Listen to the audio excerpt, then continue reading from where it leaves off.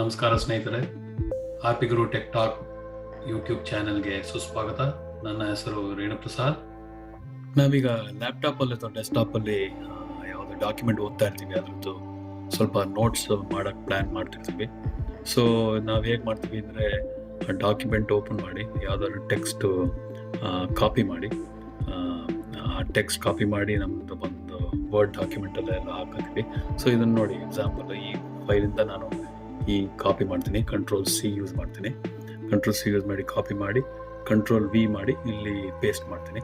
So ಈ ಥರ ಮತ್ತೆ ಇನ್ನೊಂದು ಸೆಕ್ಷನ್ ಕಾಪಿ ಮಾಡ್ಕೋಬೇಕು. ಸೊ ಹೋಗೋಣ ಅಲ್ಲಿಗೆ. ಈಗ ಕಾಪಿ ಮಾಡ್ತಾ ಇದ್ದೀನಿ. ಇದು ಇಲ್ಲಿವರೆಗೂ ಕಾಪಿ ಮಾಡಿ ಮತ್ತೆ ಕಂಟ್ರೋಲ್-C ಯೂಸ್ ಮಾಡಿ ಮತ್ತು ನಂದು ವರ್ಡ್ ಡಾಕ್ಯುಮೆಂಟ್ಗೆ ಹೋಗಿ ಕಂಟ್ರೋಲ್-V ಯೂಸ್ ಮಾಡಿ ಪೇಸ್ಟ್ ಮಾಡ್ತೀನಿ. ಒಂದು ತೊಂದರೆ ಏನು ಅಂದರೆ, ನಾನು ಈಗ ಒಂದೊಂದೇ ಈ ಥರ ಕಾಪಿ ಮಾಡ್ತಾ ಇದ್ದರೆ ನನಗೆ ಪೂರ್ತಿ ನನಗೆ ಇನ್ಫಾರ್ಮೇಷನ್ ನನ್ನ ನಿಜಕ್ಕೂ ಎಲ್ಲ ಕಾಪಿ ಮಾಡೋಣ ಇಲ್ವಾ ಅಂತ ಗೊತ್ತಾಗಲ್ಲ.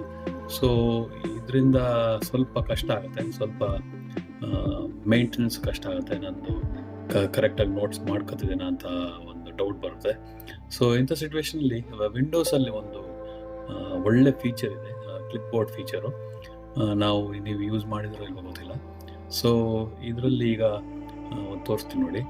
ಈಗ ಇಲ್ಲಿ ಈ ಎರಡು ಟೆಕ್ಸ್ಟ್ ಕಾಪಿ ಮಾಡಿದ್ದೀನಿ. ಸೊ ನೋಡೋಣ. ಸೊ ಎರಡು ಟೆಕ್ಸ್ಟ್ ಇದೆ ಇಲ್ಲಿ. ಸೊ ಕಂಟ್ರೋಲ್-C ಕಂಟ್ರೋಲ್-V ಮಾಡಿ ಎರಡು ಟೆಕ್ಸ್ಟ್ ಮೆಟೀರಿಯಲ್ ಇಲ್ಲಿ ಕಾಪಿ ಮಾಡ್ಕೊಂಡಿದ್ದೀನಿ. ಸೊ ವಿಂಡೋಸ್ ಕ್ಲಿಪ್ಬೋರ್ಡ್ ಫೀಚರಲ್ಲಿ ನಾವು ಕಂಟ್ರೋಲ್-V ಮಾಡಬಾರ್ದು.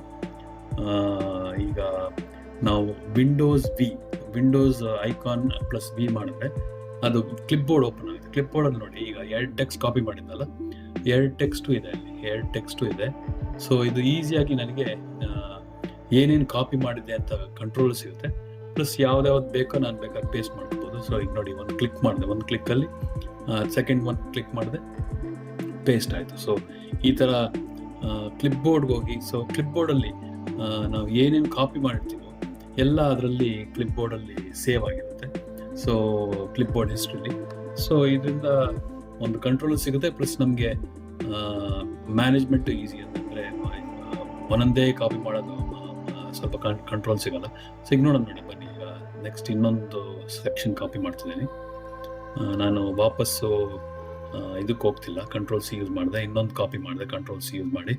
ಸೊ ನಾನು ವರ್ಡ್ ಡಾಕ್ಯುಮೆಂಟ್ಗೆ ಹೋಗಿಲ್ಲ ನೋಡಿ, ನಾನು ಇಲ್ಲಿ ಇನ್ನೊಂದು ಸೆಕ್ಷನ್ಗೆ ಹೋಗಿ ಇನ್ನೊಂದು ಕಾಪಿ ಮಾಡ್ತಾ ಇದ್ದೀನಿ. ಸೊ ಅದು ಕಾಪಿ ಮಾಡಿದೆ. ಸೊ ಕಂಟ್ರೋಲ್-C ಎಲ್ಲ ಕಡೆ ಮಾಡ್ತಾ ಇದ್ದೀನಿ. ಸೊ ಬಟ್ ನನಗೆ ಅದು ಯಾವುದು ಹೋಗಿ ಕಂಟ್ರೋಲ್-V ಮಾಡಿಲ್ಲ ನಾನು. ಸೊ ಸುಮಾರು ಕಾಪಿ ಮಾಡಿದ್ದೀನಿ. ಈಗ ಇದರಲ್ಲಿ ಜನರಲ್ ಆಗಿ ನಾನು 25 ಐಟಮ್ಸ್ ಮೇಂಟೈನ್ ಮಾಡ್ಬೋದು ಕ್ಲಿಪ್ಬೋರ್ಡಲ್ಲಿ. ಸೊ ವಾಪಸ್ ಹೋಗೋಣ ನೋಡಿ, ವರ್ಡ್ ಡಾಕ್ಯುಮೆಂಟ್ಗೆ ಹೋದರೆ ಇದು, ಆಮೇಲೆ ಇನ್ನೊಂದು ಈಗ ಸ್ನಿಪ್ಪಿಂಗ್ ಟೂಲಲ್ಲಿ ಒಂದು ಪಿಕ್ಚರು ಕಾಪಿ ಮಾಡ್ತೀನಿ. ಈಗ ಈ ಪಿಕ್ಚರ್ ಕಾಪಿ ಮಾಡಿ ಲೆಟ್ಸ್ ನೋಡಿ, ಈಗ ಈ ಸೆಕ್ಷನ್ ಒಂದು ಪಿಕ್ಚರ್ ಈ ಕಾಪಿ ಮಾಡಿದೆ, ಅದನ್ನು ಕಾಪಿ ಮಾಡಿ. ಸೊ ಈಗ ಸುಮಾರು ಟೆಕ್ಸ್ಟ್ ಕಾಪಿ ಮಾಡಿದೆ, ಇದೊಂದು ಪಿಕ್ಚರ್ ಕಾಪಿ ಮಾಡಿದ್ದೀನಿ. ಈಗ ವಿಂಡೋಸ್-V ಕ್ಲಿಕ್ ಮಾಡಿದೆ ನೋಡಿ, ಆ ಪಿಕ್ಚರು ಇದೆ. ನಾನು ಬೇಕಾಗಿರೋ ಟೆಕ್ಸ್ಟ್ ಕಾಪಿ ಮಾಡಿದ್ಮೇಲೆ ಇಲ್ಲಿವರೆಗೂ ಅದು ಎಲ್ಲ ಇಲ್ಲೇ ಇದೆ. ಸೊ ಈ ಥರ ನಾನು ಇದರಲ್ಲಿ ಸೆಲೆಕ್ಟಿವ್ ಆಗಿ ನನಗೆ ಏನೇನು ಬೇಕೋ ಈಗ ಅಲ್ಲಿ ಪೇಸ್ಟ್ ಮಾಡ್ಕೋಬೋದು. ಈಗ ನಾನು ಇದು ಪಿಕ್ಚರ್ಗೆ ಹೋಗಿ ಒಂದು ಕ್ಲಿಕ್ ಮಾಡಿದ್ರೆ ಅದು ಆಟೋಮ್ಯಾಟಿಕ್ಕಾಗಿ ಇಲ್ಲಿ ಕಾಪಿ ಅದು ನೋಡಿ. ಸೊ ಈ ಥರ ಕ್ಲಿಪ್ಬೋರ್ಡ್ನ ಯೂಸ್ ಮಾಡ್ಕೊಂಡು ನಾವು ತುಂಬ ಎಫಿಷಿಯೆಂಟಾಗಿ ನಮ್ಮದು ಕಾಪಿ ಆ್ಯಂಡ್ ಪೇಸ್ಟ್ ಮಾಡ್ಕೋಬೋದು. ಇನ್ನೊಂದು ಫೀಚರ್ ಅಂದರೆ, ಕ್ಲಿಪ್ಬೋರ್ಡಲ್ಲಿ ನಾವು ರೀಬೂಟ್ ಮಾಡಿದಾಗ ಇಲ್ಲಿ ಕ್ಲಿಪ್ಬೋರ್ಡಲ್ಲಿ ಏನಿದೆ ಎಲ್ಲ ಕ್ಲಿಯರ್ ಆಗುತ್ತೆ. ಮತ್ತೆ ನಾವು ಕಂಪ್ಯೂಟರ್ ಹೊಸದಾಗಿ ಓಪನ್ ಮಾಡಿದಾಗ ರೀಬೂಟ್ ಆಗಿ, ಬಟ್ ನಮಗೆ ಕೆಲವು ಐಟಮ್ಸು ಕಾಪಿ ಇರಬೇಕು ಅಂದರೆ ಒಂದು ಆಪ್ಷನ್ ಇದೆ, ಅದನ್ನು ಡಾಟ್ ಕ್ಲಿಕ್ ಮಾಡಿ ಪಿನ್ ಅಂತಿದೆ ನೋಡಿ. ಪಿನ್ ಅಂತ ಕ್ಲಿಕ್ ಮಾಡಿದ್ರೆ ಇದು ನೀವು ಕಂಪ್ಯೂಟರ್ ರೀಬೂಟ್ ಮಾಡಿದ್ರು ನೆಕ್ಸ್ಟ್ ಟೈಮು ನೀವು ಕ್ಲಿಪ್ಬೋರ್ಡ್ ಓಪನ್ ಮಾಡಿದ್ರೆ ಅಲ್ಲಿ ಕ್ಲಿಪ್ಬೋರ್ಡಲ್ಲಿ ಇದು ಆ ಪರ್ಟಿಕ್ಯುಲರ್ ಇನ್ಫಾರ್ಮೇಷನ್ ಇನ್ನೂ ಇರುತ್ತೆ. So this is one good feature. ಇನ್ನೊಂದು, ಒಂದೊಂದೇ ಡಿಲೀಟ್ ಮಾಡೋಕ್ಕೆ ಒಂದೊಂದೇ ಆ ಥರ ಡಿಲೀಟ್ ಮಾಡ್ಬೋದು. ಇಲ್ಲ ಕ್ಲಿಯರ್ ಆಲ್ ಅಂದರೆ ಇಡೀ ಕ್ಲಿಪ್ಬೋರ್ಡಲ್ಲಿ ಏನಿತ್ತು ಎಲ್ಲ ಕ್ಲಿಯರ್ ಆಗುತ್ತೆ. ಸೊ ಈ ಥರ ಕ್ಲಿಪ್ಬೋರ್ಡ್ ಫೀಚರು ಒಂದು ಒಳ್ಳೆ ಕಾನ್ಸೆಪ್ಟು. ಹೋಪ್ ನಿಮ್ಗೆ ಯೂಸ್ಫುಲ್ ಆಗುತ್ತೆ, ಯೂಸ್ ಮಾಡ್ತೀರಾ.